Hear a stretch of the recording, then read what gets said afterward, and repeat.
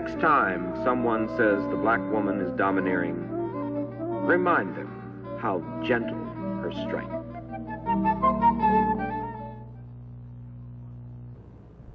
This show will concentrate on one of the greatest institutions in the world, the black woman.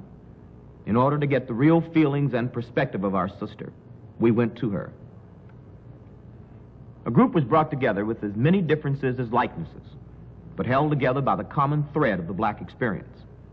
Another institution was added, Sister Lena Horne, who can, from first experience, speak about survival if you are born a woman and black in this society. Our woman has borne us, nurtured us, and saved our race, and in the process, she often got the worst of it. As a unique institution, the black woman remains.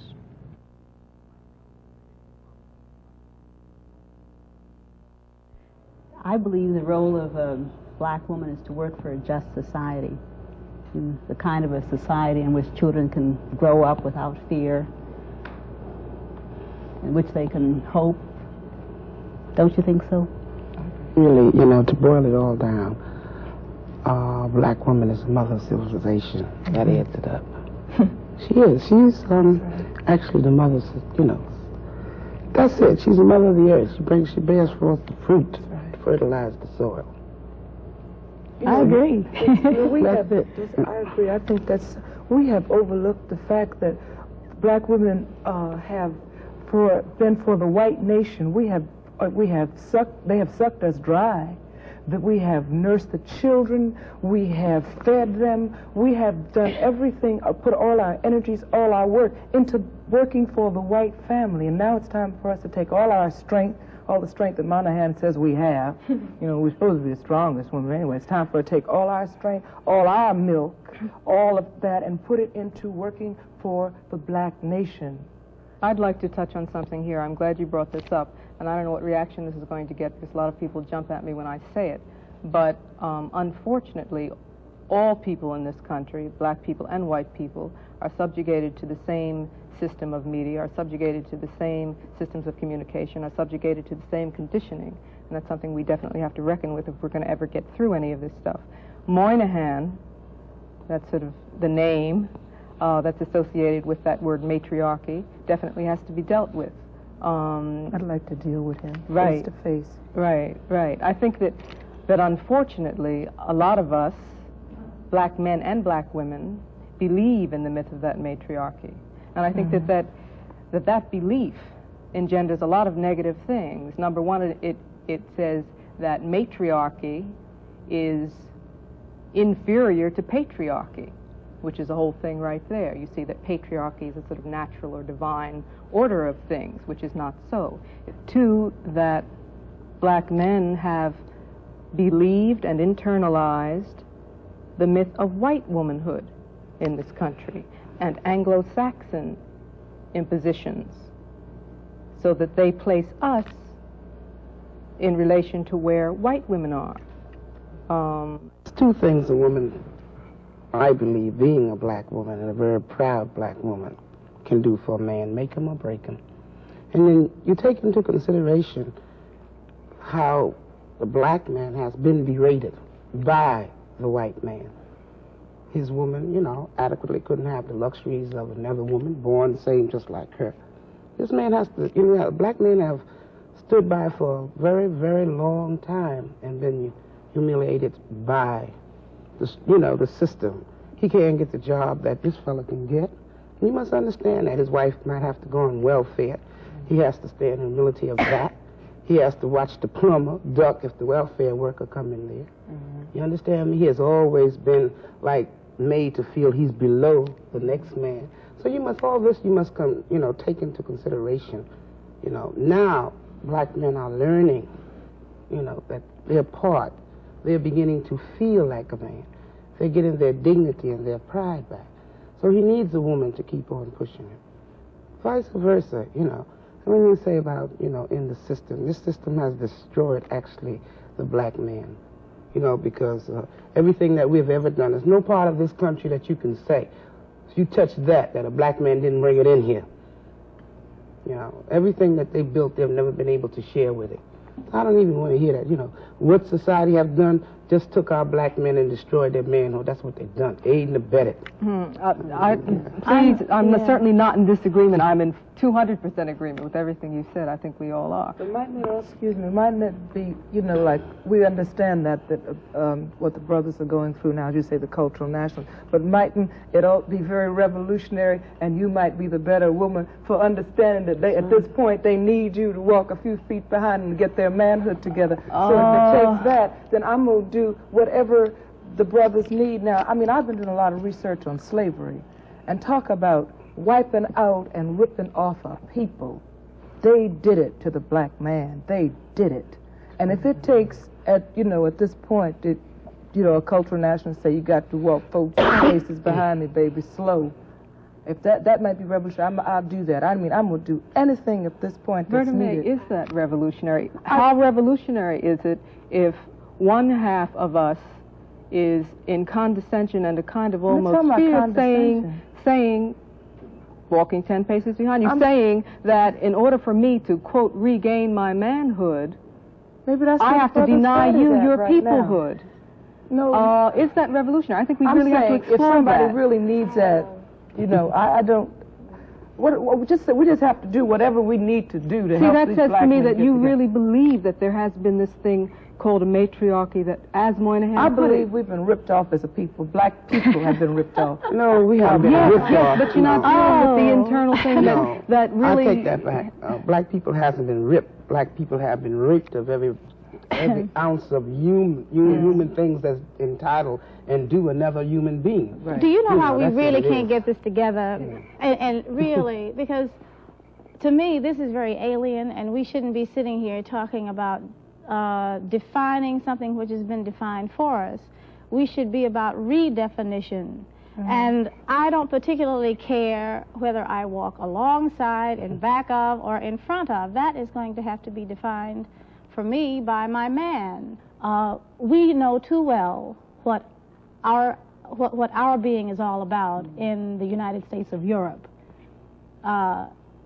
We have to deal with that. That's why I started out by saying, are we talking about changes within existing systems? Because that's all we're talking about. We're talking about a black nation within a European nation. And if we have to deal with that, then let's redefine our own culture and stop being a subculture. Stop worrying about the man. That's deifying him. Who is the man? You know. I agree with you. Except, sorry, go ahead, Amelia. No, I just wanted to mention in terms of cultural nationalism and what, brothers feel. I don't know, if it's all true that brothers would like you to walk 10 paces in back of them. But I do know that we do have a definite role. And until we play our definite role, they cannot play their definite role. And our roles are complementary. Complete and make perfect that which is imperfect. And that if we go about being the inspiration of the nation, and again, educating the children of the nation, and participating in the social development of the nation, that it would be no problem. And when we say we should not discuss things, we start out to discuss them. Like, why raise Moynihan if he's invalid? Don't raise him. Don't talk about him. I really believe this very strongly, that as much as we would all like to say that and struggle every day re-examining ourselves to do just that, that we are, unfortunately, very much a part of that dominant culture. It does affect us. Now, if it didn't affect us, we wouldn't be fighting crackers. And that's the truth of it. If it didn't affect us, we wouldn't get mad about what Mr. Moynihan writes. And if it didn't affect us, certain people would not react to the myth of the matriarchy in the way they do. And that's why it has to be exposed and destroyed. It's not that I really want to spend time talking about Mr. Moynihan. It's that I think that we have to get rid of the illusions, we have to get rid of the poisons, we have to get rid of the lies. And one way to do that is expose it and dissect it. Another way, if we create a new life, a new value system, and live it as an example. That's what I'm talking about. That's it. That would probably be the best way. Because then people could see it as a living thing and not as a theory. Because what we need to do is to reestablish a new value system. That's what black people need, a value and how, system. exactly, and how do we go about that? We go about it the way you go about daily work. First of all, you decide what you want. You establish your values and you start to live it. And the people in your community, you start talking to your neighbors.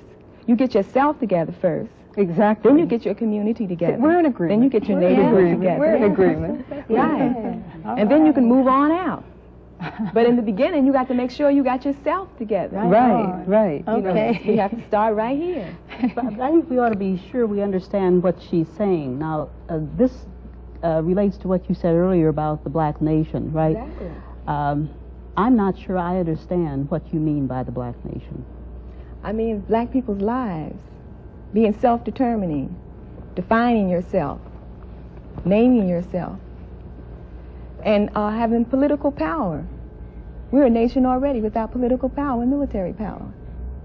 We're a cultural nation without political and military power. We're a nation, you know, in captivity by another people, a people who have a different, totally different culture than we have, who cannot even relate to the things that we relate to. That is the problem. And as black women, we have to be the inspiration for the nation, for our men. We have to start out into the community educating the children, educating ourselves. Because once we educate ourselves, the children will become educated, because we are the ones that teach the children. We are the ones that decorate the homes. We are the ones that are with both female and male children. We are the ones that the children look to as the image in terms of their daily education. So it is important that we don't get our values mixed up and feel that we have to educate the world. We haven't first educated ourselves. It's still always a self thing. Indeed.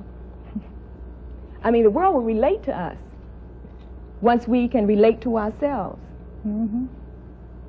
I mean, I think we are afraid of definitions and afraid to set guidelines because we might have to live by them. If you stand up and say a black woman should do this and that, then you might have to do that. But if you say, well, we don't have to say anything, you know, we can just do it. Do what?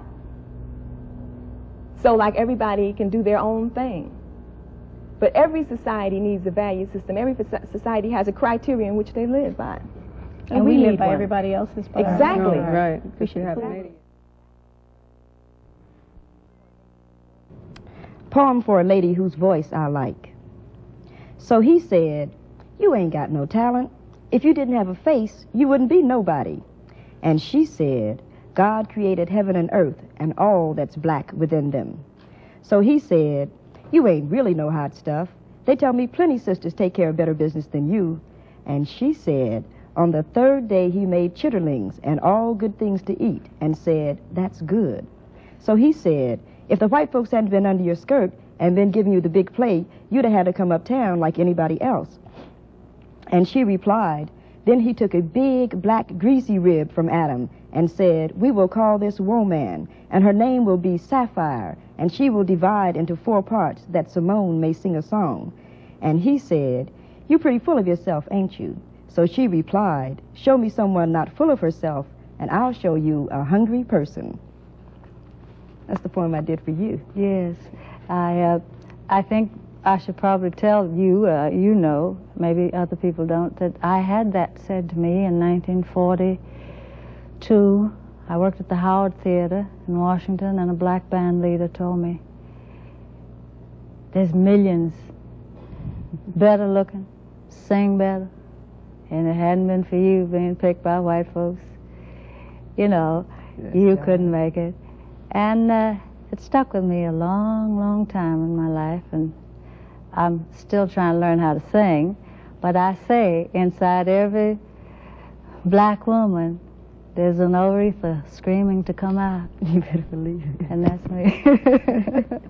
That's, yeah.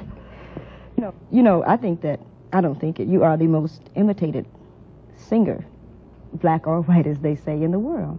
I think that happened because I was picked to, like the man said, I was picked at that time to be what they thought a black woman was like. I was picked even before my own development, and when they picked me, they found they had a tiger by the tail, because they really didn't know what was inside of me. And I was made to look like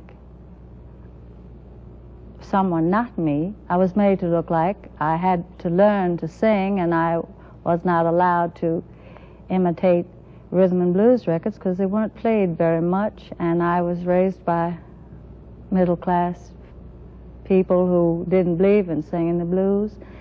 And I was made to look like Hedy Lamarr and so forth and so on. That's way before your time. Oh, nobody remembers Hedy Lamarr. Nobody remembers that. But I think then the girls who began to have the opportunity at that time, because they had finally opened the way for one, they began to put them into the same image too. And so we had a whole decade or so of girls who thought it expedient to imitate me because I was making it, you see. They say you've been trying to change your image. I don't know what that means. Well, I think what it means probably is that since Greensboro, as recent as that, and sit-ins, I was able to flee my establishment stereotype because young people had freed me. And I think that since I always have been what I am inside, that I've been able to survive because they really didn't kill anything black in me. I was, because I remember you were out in, I think, Las Vegas, and you beat that guy bloody with your shoe. Yeah, well, I drew a little blood. It was in Los Angeles. It was in Los Angeles. That probably was the first time I felt less lonely. By the isolation that was imposed upon me by very nature of its definitive isolation from my own people, from white people, this middle thing that I was in, had kept me very much alone spiritually too. And I got insulted. I had frequently done so, but I hadn't done it at the place where there were a couple of reporters around. And the guy made me mad, and I struck him violently because I am violent in a way. Are you trying to say violence purges the soul? No, he just made me mad, and sometimes your madness just mounts into, you know, beautiful madness. And I struck him, and I got tons of mail and letters and telegrams from black people who said, you know, hey, thank you, and how wonderful, and all. I said, my God, I'm not alone, and that was in the 50s. I had lived a long time without that feeling. And there are so many young black people now who I see doing things that are revolutionizing me and the world. Let me sort of ask a question that might be difficult. Like you grew up with, but professionally with Billie Holiday and Dinah Washington. Yes. And you survived, and they didn't. Do you? I'm sort of asking you, I guess, to respond to that. Like, why? Can you? I don't know. I didn't want anybody to kill me. I think I didn't want them to destroy me. I mean, let's say I won't say hate because it's very bad, and I've not allowed myself until recently to love and open myself up to love. I was strengthened by my active disinvolvement, hidden, but it kept me surviving, and I think my background, my people must have. I find great migrations made by my great-great-grandmother on both sides that I didn't know anything about until I was in my 40s, and they survived, and it must be in us. Yeah. I'm sorry that, you see, I love Billie very much, and I love Dinah, and they were both very gentle women to me. They were very good to me when I was starting. And I think I began to know about the sisterhood during those years. You had a personal tragedy. Your father died, and then your son. Yes, this past 6 months I've lost my father and my son, and they were both black men that I was denied until I was along in my years. My father and my mother separated when I was 3, and my son was taken from me when he was 3. But I got to know them when I was older, and they really fulfilled a great deal. When you got ready to marry Lennie Hayton, one of the statements that you made was that you didn't have the strength to marry a black man. How would you... I had married first a black man, and I wasn't a big enough woman to help him. I married him because I had nobody. I ran away from life as a chorus girl at 16 and a stepfather who was white that I didn't understand. And then I found out how difficult it was for a black man to live at that time and to exist. And I failed him. I didn't know, I didn't have enough consolation in myself because I'd never had it to give to him. What do you think about the Angela Davis case? What do you think about Angela? I think that I hate to see another one of my young women being destroyed. When Angela was arrested, they had a thing uptown. Her mother came, her sister was up there. And one of the parents at 13, I believe, one of the young ladies, was saying, you know, they can say Angela is beautiful, and they can say she's brilliant, but she's right in the same women's detention home that the sisters that walk the street are in. What I'm so afraid of is this actually is a calculated, genocidal move in many instances, because the threat of this kind of strength that these young people have, which may not always be comparable to the kind that our ancestors had, is so positive and so fearless that it frightens people. And I don't want to see this continue, but sometimes I worry that it's a concentrated, thought-out effort to not have a young generation so strong and so beautiful.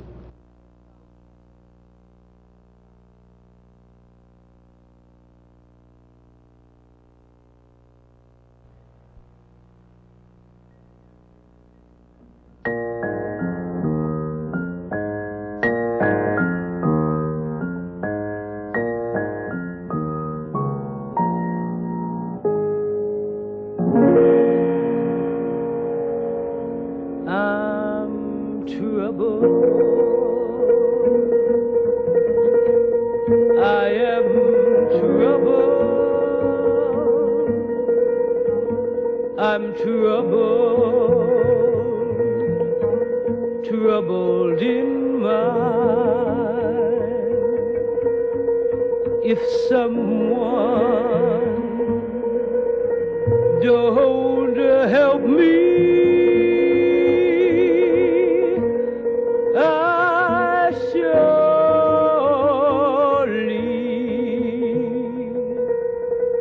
will die. Trouble. Trouble, I'm troubled in mind. Oh, trouble, trouble, trouble never leaves me behind. If someone don't help me, I sure will die. I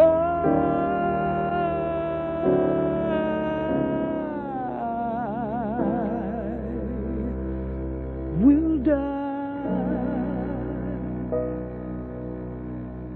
I'll die.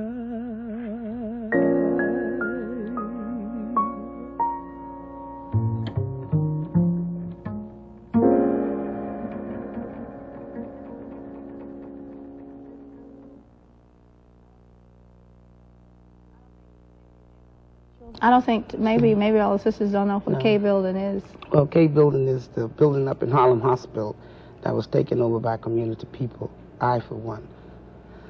And first time it ever was done, we're still fighting to keep control. But like we tell the doctors, we do our thing or don't be no thing.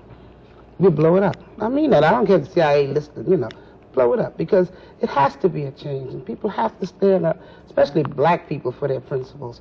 Because, other groups don't think that we have too many principles, that it's nothing really that we want, that we think is worth fighting for. We can always go over in Vietnam and kill somebody damn near look like us. but we never, have banned our resources and our dreams to actually get something constructive. We're always fighting somebody else's wars, fighting for somebody else's ideals. We never really want to fight for ourselves. That's why, as the sister was saying here, K-Building meant so much. This was something for our people, something we believed in to the extent that we would have died right there. And for me, myself, it's the first time I ever had anything that meant that much to me. Those were drug addicts who wanted... Well, we opened it mostly because we took it. We had, just like you said, we went here, we went there, asking everybody, could we get facilities for adolescents? And every day you always heard, I'll call you, don't call me. So then one rainy evening we decided to go up there and take 2 floors that were badly needed in a community of 150,000 addicts. Because as the sisters here say, you get tired of watching your people die. So we took it. But we had a principle, this is what I'm saying. The principle is still there, and every day we don't relax. We keep right on so we can get it perfect. At least we're able, like she said, to save the children. And this is what we have to do. You have to save the children in order to save the race. I want to say something that some of you may disagree with, and that is, I don't think you can just work for black children. I think that the minute you start working on the problems of the black child, you find that you have to be concerned about all children, don't you? I mean, if you're working on drugs... Well, don't ask me that. I will never refuse any human being to come in there, but I'm concerned about mine, because you can't go, up in the Bronx when you haven't even cleaned up. I can't clean up. If I can't clean up my house, in other words, how the hell am I going to clean up yours? I got to clean up mine first, just like this sister say. Then clean up yours. Because, like, drugs with us has been in our community for 25 or 30 years. Nobody really ever cared. We have kids up there 13 years old, been on drugs 2.5 years. And the Board of Education haven't even missed them out of school. Like we say, they freed us 300 and some years ago, turned around 50 years later and gave us dope. So I don't really go for, for all of that about going across the river and doing something. I think we should stay on this side, try to do what we have to do for each other. I don't think that we can work just on our own problems unless we are concerned about the total society. And as a matter of fact, unless we go across the river too, and we're concerned about a lot of things happening in the world. This is a very small planet, and we feel the impact of these forces. I don't think that we can concentrate just on what you call the black nation, so long as we exist in America, which is a sick society. Don't you think we have to work on... No, I don't. I just wanted to define this as a difference of opinion. I appreciate everything you're saying, but quite often when people do not understand, they cannot relate. And I don't really think you understand what's going on in black communities. I think you're very comfortable. I mean, please... Go ahead. I think you're very comfortable sitting in your office and trying to be very community-oriented from your desk and in your plush, air-conditioned place. It's not very good. No, but you have to get... I would like to see your office moved to a rat-infested apartment.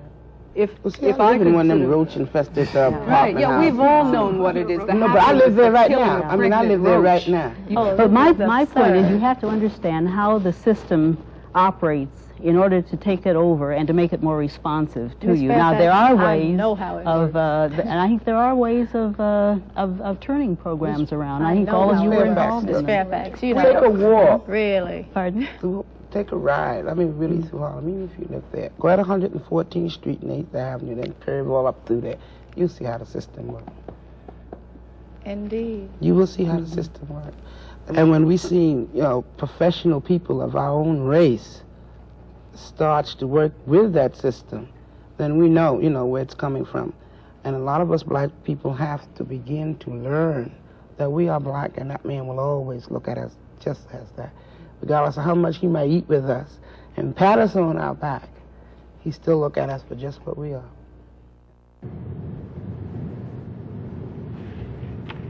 This little light of mine, I'm gonna let it shine. I'm gonna let it shine so bright, let it shine. This little light of mine will burn so bright that not only my people, but all people will see it burn. Burn, baby, burn.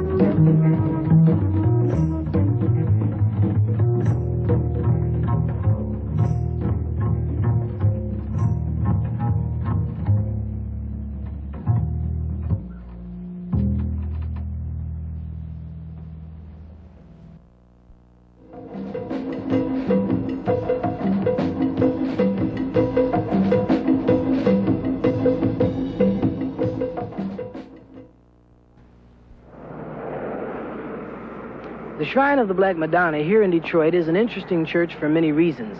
First of all, it has a Black Madonna. Secondly, it celebrates a black theology. And third, it celebrates holidays in an interesting way, a black way, as it should be. Case in point, Women's Day, October 25th. Here at the shrine, the theme was New Directions for Black Women in the Liberation Struggle. Traditionally in black churches, there's a Women's Day, which has no relevance to anything that's important to black people. It's just a fundraising activity by black churches where women go out and try to raise as much money as they can. We are concerned with making the Women's Day a festival which symbolizes, points out, highlights the importance of black women to the church and to the total liberation struggle. What time is it? Then let the black nation rise. Then let the black nation rise. Let the black nation rise. What I'm going to say will be in two parts. The first part will be talking about black women in the struggle, and it's called Queens of the Universe, because black women be queens. If they could just see their beauty, you see. We black women have been called many things: foxes, matriarchs, sapphires, sisters, and recently queens. I would say that black women have been a combination of all them words, because if we examine our past history at one time or another, we've had to be like them words be saying. But today, there are some words we can discard. There be some we must discard for our own survival, for our own sanity, for the contributions we must make to our emerging black nation. And we must move to as the only queens of this universe to sustain, keep our sanity in this insane, messed up, die-conscious, pill-taking, masochistic, misan-orientated society gets to be dealt with. 'Cause that's us. You all hear me? Us. Black women, the only queens of this universe.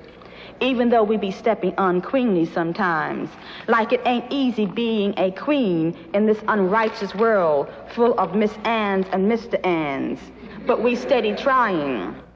Women have been traditionally, historically, tremendously important to any oppressed people in the sense of making it possible for an oppressed people to survive, making it possible for them to pass on some of the traditions and culture of a people when the existence of a man was seriously threatened from day to day and from week to week and month to month.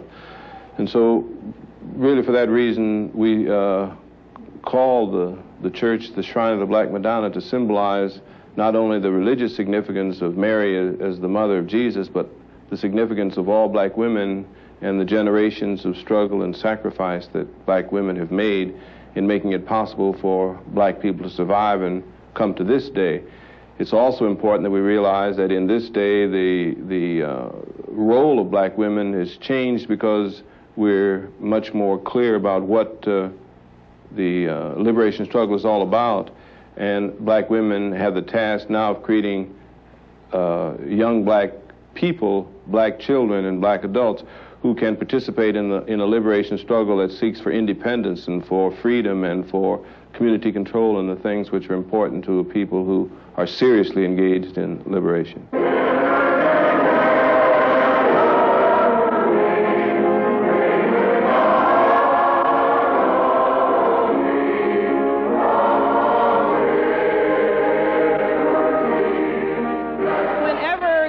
Speaks of revolution, we don't have to say that revolution, what are we doing now trying to change things? We didn't just wait until now to start trying to change things. That evening, the women put together a festival that spoke to the church members about blackness and history of black revolution. Recognition was awarded the most interesting presentations, and a soul food dinner was served. A black celebration for a Women's Day and a black church, the Shrine of the Black Madonna. This is George Martin in Detroit for Black Journal.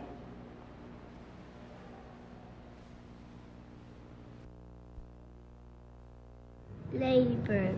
Ladybird, ladybird, fly away home. Your house is on fire and wraps on the phone. Can I ask you one question? You'll have to answer it. Recently, a white show asked you to give them 90 minutes. Why did you turn that down? I turned it down because in the first place, I'd rather do it on my own show if I had one, if we had one. And I didn't feel like giving my life to someone that I don't feel very close to. I want to ask you a question, but what's the sisterhood? What do you Well, I wouldn't be so crude as to call it a black mafia, but I would say, no, I would say anybody that has a feeling of clan and not KK, but relativeness and familyness is what my sisterhood means. Yeah, well, what? I'm afraid that because I didn't have one of my own, I've latched onto the one I'm entitled to. You never had sisters? Well, I didn't have sisters or brothers or my mom and papa, you know, and so I have you all. Where do you think you're going? You know? Well, I'm still a little numb at the moment from the past 6 months, but I feel adventuresome. I don't think I'm just going to stop and sit down. I don't necessarily mean singing or... I'm not a lecturer, I'm not a writer, I'm not a... I'm just, I guess I'm a performer, but I feel creative. I feel I need to be around people. I like it now. And I don't know what I'm going to do, but I'm not going to stop. There are many, many things that we can do if we look at ourselves seriously as a nation and not get preoccupied with the goings-on of someone else and get preoccupied with what we're doing. You know, there are resources in the black community. We should use those resources, and we should move around, you know, in such a way as though we were seriously thinking about having a nation. I agree.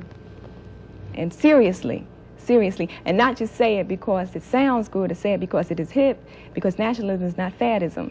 And I think that a lot of people are identifying with different things because it is hip to identify with certain things, but it is hipper to understand that we are slaves and we got to be free. And it's even hipper to work at our, you know, our freedom, national liberation for black people. Well, what about the sisters who don't agree with you? Then who has to deal with them? Well, it's not about agreeing with me. It's about doing. It's not agreeing about it. No, they will just say, I don't agree. It is, you know, well, we just have that, you know, she could say, I don't agree with you, you know. Right. My man won't let me do that. I don't want to do that. And what will happen to these people? I'm not going to preoccupy myself in terms of what will happen to them, because I know that more people are preoccupied with freedom. No one wants to be a slave. But are we talking about a black nation? I'm talking about black people who haven't quite gotten the mind thing together. So we have to preoccupy our minds. I think that because all black people don't say they're nationalists, and because all black people don't, you know, wear braids or naturals and traditional clothes, don't mean they're not nationalists now.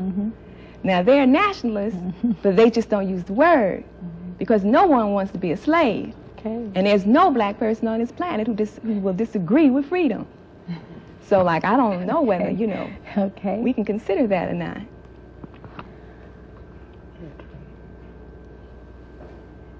What you're saying is then that it's that many people will be working on things from different perspectives, be working on the problems of freedom from in different ways. Exactly. Sure, they'll work on, people work at the level they can understand. Because they don't understand certain levels does not mean that they're not nationalistic. It just means they're not conscious enough to understand certain levels of what's going on. But that is your job. If you were conscious enough to understand it, then it is your job to make sure that those who understand one will understand two. And that is the job of, you know, the conscious nationalist. And Imam always says that if you're a nationalist and you're talking bad about someone else and you're not doing anything to, you know, to get them where you think they should be, then it's you. Because you're that hip, then you should be hip enough to change them. I used to wonder who I'd be When I was a little girl in Indianapolis, sitting on doctors' porches with post-on pre-debs, wondering would my aunt drag me to church Sunday, I was meaningless, and I wondered if life would give me a chance to mean. I found a new life in the withdrawal from all things not like my image. When I was a teenager, I used to sit on front porch steps, conversing the gym teacher's son with embryonic eyes about the essential essence of the universe, recognizing the basic powerlessness of me. But then I went to college, where I learned that just because everything I was unreal, I could be real, and not just real through withdrawal into emotional crosshairs or colored bourgeois intellectual pretensions, but from involvement with things approaching reality, I could possibly have a life. So catatonic emotions and time-wasting sex games were replaced with functioning commitments to logic and necessity, and the gray area was slowly darkened into a black thing. For a while, progress was made, along with a certain degree of happiness, because I wrote a book and found a love and organized a theater and even gave some lessons, some lectures on black history, and began to believe all good people could get together and win without bloodshed. Then Hammarskjöld was killed, and Lumumba was killed, and Diem was killed, and Kennedy was killed, and Malcolm was killed, and Evers was killed, and Swerner, Cheney, and Goodman were killed, and Louisio was killed, and Stokely fled the country, and LeRoi was arrested, and Rapp was arrested, and Pollard, Thompson, and Cooper were killed, and King was killed, and Kennedy was killed. And sometimes I wonder why I didn't become a debutante, sitting on doctors' porches, going to church all the time, wondering, is my eye makeup on straight? Or withdrawn, discoursing on the stars and the moon, instead of a for real black person who must now feel and inflict pain. Pintar si pintas con amor.